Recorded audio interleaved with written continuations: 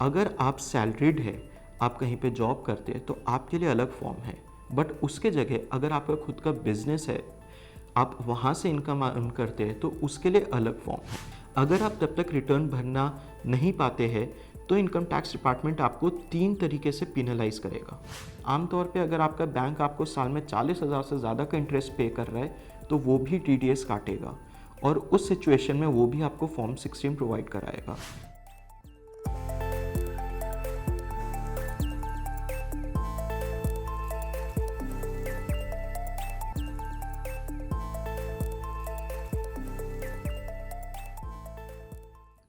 आज की वीडियो का बड़ा सवाल है, आप अपनी इनकम टैक्स रिटर्न जल्दी और आसानी से कैसे फाइल करें। अब आप सोच रहे हैं कि हम इसके बारे में क्यों बात करें, क्योंकि 31 जुलाई कुछ ही दिनों दूर है। 31 जुलाई आखिरी डेट है जब तक आपको अपनी इनकम टैक्स रिटर्न फाइल कर देनी चाहिए। तो इस वीडियो में हम आपको बताएंगे ऐसी कौन सी चीज़ें हैं जो आप पहले से अपने पास रखें और आप इसे आसानी से कैसे पूरा कर सकते हैं। देखिए, रिटर्न फाइल करने के लिए आपको मोटा मोटा 5 डॉक्यूमेंट्स अपने साथ तैयार रखने चाहिए, जिसमें कि सबसे पहले फॉर्म 26 AS और एनुअल इन्फॉर्मेशन स्टेटमेंट आता है। ये दोनों आपको इनकम टैक्स की वेबसाइट पे मिल जाएंगे। 26 AS बेसिकली एक स्टेटमेंट होता है जहाँ पे जो भी आपकी इनकम के अगेंस्ट कहीं पे भी टैक्स कटा हो, चाहे वो सैलरी देते हुए आपके एम्प्लॉयर ने काटा हो या बैंक ने आपके डिपॉजिट पे इंटरेस्ट देते हुए काटा हो, उसकी इन्फॉर्मेशन होती है।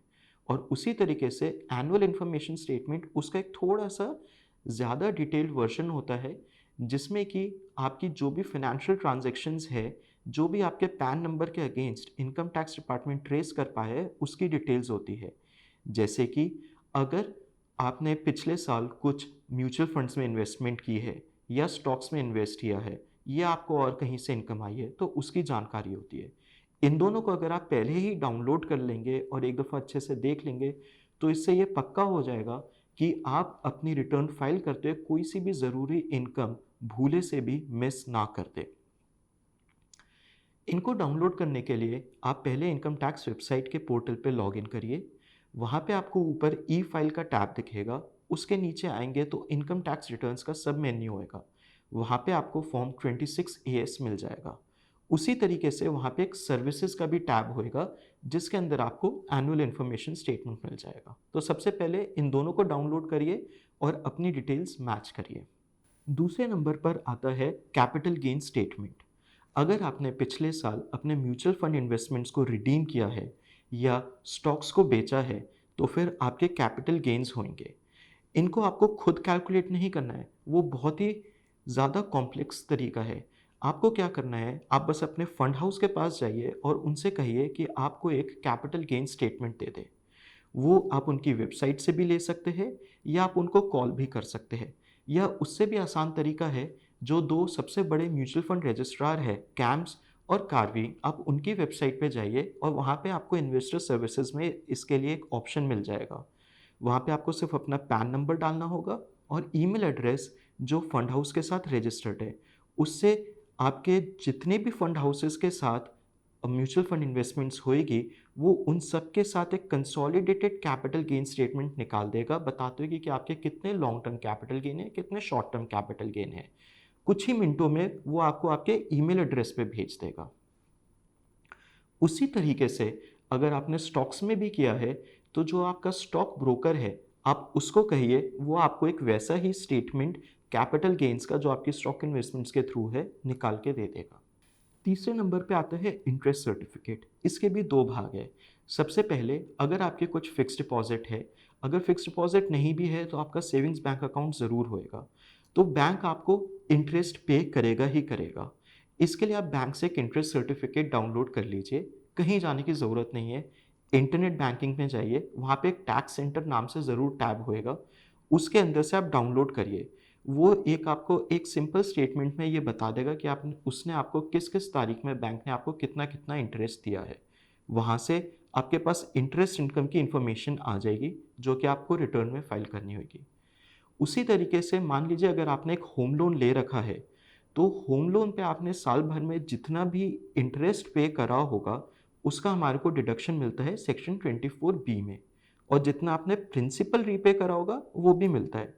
अब अगर तो आप सैलरीड है और आपने शुरू में ही अपने ऑफिस के अकाउंटेंट को इसकी जानकारी दे दी थी डिक्लेरेशंस के टाइम, तो बहुत हद तक उम्मीद है कि ये ऑलरेडी आपके फॉर्म 16 में पहले से मौजूद होएगा। अगर नहीं भी है, तो भी आप इसका फ़ायदा अभी भी लाभ उठा सकते हैं। जिससे भी आपने होम लोन लिया है, आप उनसे रिक्वेस्ट करिए। आमतौर पे ये स्टेटमेंट भी आपको ऑनलाइन उनकी वेबसाइट पे ही मिल जाएगा, नहीं तो आप उनकी कस्टमर केयर पे फ़ोन करके बोलिए, वो आपको ईमेल पे भेज देंगे। उसके बाद आता है फॉर्म 16। आमतौर पे हर कोई फॉर्म 16 के बारे में जानता ही है। ये एक स्टेटमेंट होता है जो आपका एम्प्लॉयर आपको एंड में देता है, जिसमें कि आपका सैलरी की डिटेल्स होती है और होता है कि उसने साल पे आपका क्या-क्या टैक्स काटा। उसी तरीके से अगर आपके बैंक ने भी कोई सा आपका टैक्स काटा है, आमतौर पे अगर आपका बैंक आपको साल में 40,000 से ज़्यादा का इंटरेस्ट पे कर रहा है, तो वो भी टीडीएस काटेगा और उस सिचुएशन में वो भी आपको फॉर्म 16 प्रोवाइड कराएगा। तो ये फॉर्म बैंक से और एम्प्लॉयर से ज़रूर ले लें।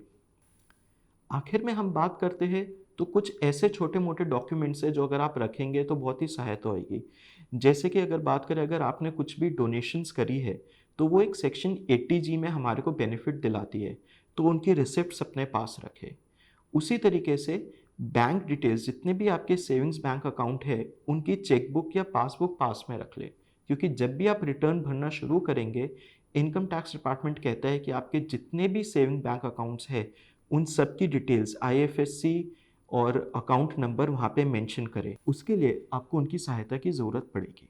और उसी तरीके से अगर आपने एनपीएस में कुछ इन्वेस्टमेंट्स करी है, अगर तो आपका एम्प्लॉयर भी कंट्रीब्यूट करता है, तो बहुत हद तक संभव है कि ये आपके फॉर्म 16 में ही मौजूद होएगा। बट अगर नहीं भी है, आपने खुद भी कुछ वॉलंटरीली कंट्रीब्यूट करा है, तो आप एनएसडीएल की वेबसाइट पे या जो भी आपका प्रोवाइडर है एनपीएस के लिए, वहाँ पे जाके फिनेंशियल ईयर में जो भी ट्रांजैक्शंस हुई है, उसका एक स्टेटमेंट निकाल लें।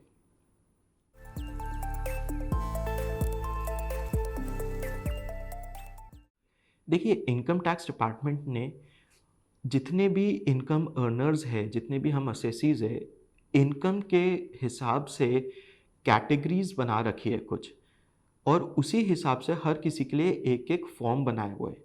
जैसे कि अगर आप सैलरीड हैं, आप कहीं पे जॉब करते हैं, तो आपके लिए अलग फॉर्म है। बट उसके जगह अगर आपका खुद का बिज़नेस है, आप वहाँ से इनकम अर्न करते हैं, तो उसके लिए अलग फॉर्म है। मोटा-मोटा जो फॉर्म ज़्यादातर यूज़ होते हैं, वो होते हैं आईटीआर 1, 2 और 3। सबसे पहले बात करते हैं आईटीआर 1। अगर आप सैलरीड है और आपके पास हाउस प्रॉपर्टी में सिर्फ एक घर है, कोई कैपिटल गेन्स नहीं है और आपकी इनकम भी 50 लाख से नीचे है, तो आईटीआर 1 आपके लिए है। उसी तरीके से अगर आपके पिछले साल में कुछ कैपिटल गेन्स है, जैसे मान लीजिए आपने म्यूचुअल फंड इन्वेस्टमेंट्स बेचे हैं कुछ, या स्टॉक्स बेचे हैं, या और कहीं से भी कैपिटल गेन्स है, तो आपके लिए आईटीआर 2 है।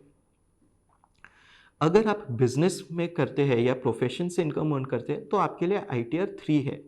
बट ज़्यादा घबराइए मत, इसके लिए आपको ज़्यादा टेंशन लेने की ज़रूरत नहीं है। जब आप रिटर्न भरना शुरू करेंगे इनकम टैक्स की वेबसाइट पे, वहाँ पे शुरू में ही जैसे आप असेसमेंट ईयर चूज़ करेंगे, वहाँ पे आपको एक बटन दिखेगा, help me choose ITR form के नाम से। आप उस पर क्लिक करिए, वो सारे फॉर्म्स की लिस्ट देगा। हर फॉर्म के साथ कुछ बुलेट पॉइंट्स होंगे, जिनको आप एक बार पढ़िए और देखिए कौन सा आपके लिए सही है। उसके अकॉर्डिंगली आप वहाँ से सही आईटीआर फॉर्म चूज़ कर सकते हैं।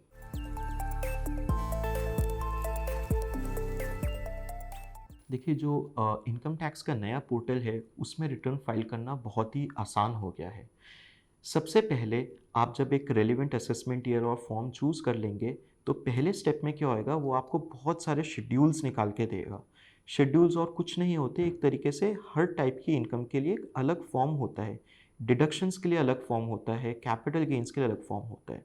तो सबसे पहले आपको क्या करना है, उन सबको अच्छे से देखें और सिर्फ केवल वो ही शेड्यूल सिलेक्ट करें जो कि आपके लिए एप्लीकेबल है। जैसे सैलरी के लिए है, अगर आपने कैपिटल गेन्स है तो कैपिटल गेन्स के लिए है, 80C में डिडक्शन लेना है तो 80C का सिलेक्ट करें। सबसे पहले स्टेप में केवल आपको सारे शेड्यूल्स सिलेक्ट करने हैं।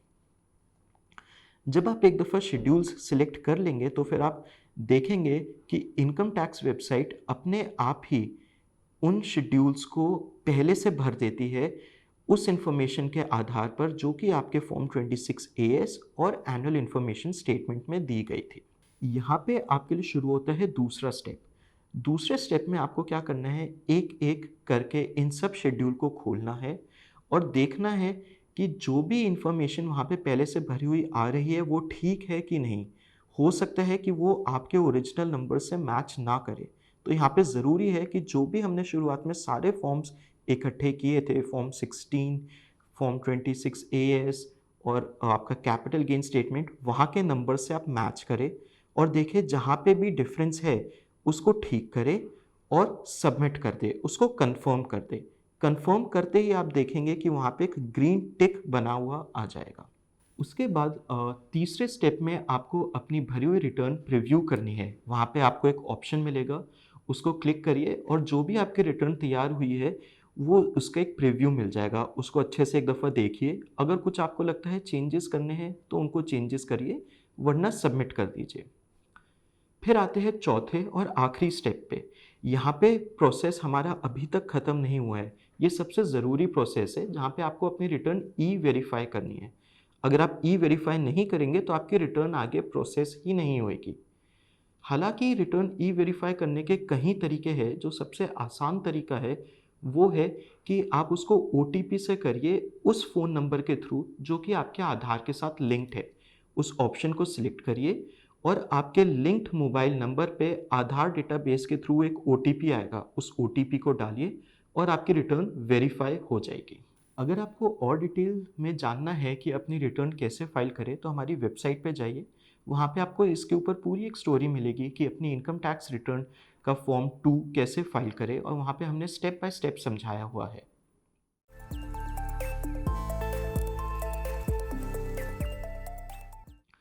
देखिए, सबसे पहले तो ये जान लें कि रिटर्न सिर्फ़ उन्हीं को भरनी है जिनकी gross total income minimum threshold जो है 2.5 लाख रुपए सालाना को क्रॉस करती है। अगर आपकी इनकम उसको क्रॉस ही नहीं करती है तो फिर आपको रिटर्न भरने की ज़रूरत नहीं है। अगर उसको क्रॉस करती है तो 31 जुलाई आखिरी डेट है आपके लिए रिटर्न भरने की उस इनकम के लिए जो कि आपने पिछले प्रीवियस ईयर यानी कि अप्रैल 1, 2021 से लेके 31 मार्च 2022 तक कमाई है। अगर आप तब तक रिटर्न भरना नहीं पाते हैं, तो इनकम टैक्स डिपार्टमेंट आपको 3 तरीके से पेनलाइज़ करेगा। सबसे पहले वो आपको कहेगा कि आप लेट फाइलिंग फ़ी पे करें। वो भी अलग-अलग पार्ट्स में डिवाइडेड है। अगर आप अपनी रिटर्न 31 दिसंबर तक भर देते हैं, तो आपसे 5,000 रुपए की पेनल्टी लेगा। अगर आप उसके बाद रिटर्न भरते हैं, तो यही पेनल्टी 10,000 रुपए की हो जाएगी। बट हाँ, अगर आपकी टोटल इनकम 5 लाख को क्रॉस नहीं करती, तो फिर ये पेनल्टी को 1,000 रुपए पे रिस्ट्रिक्ट किया गया है, उससे ज़्यादा नहीं लगेगी।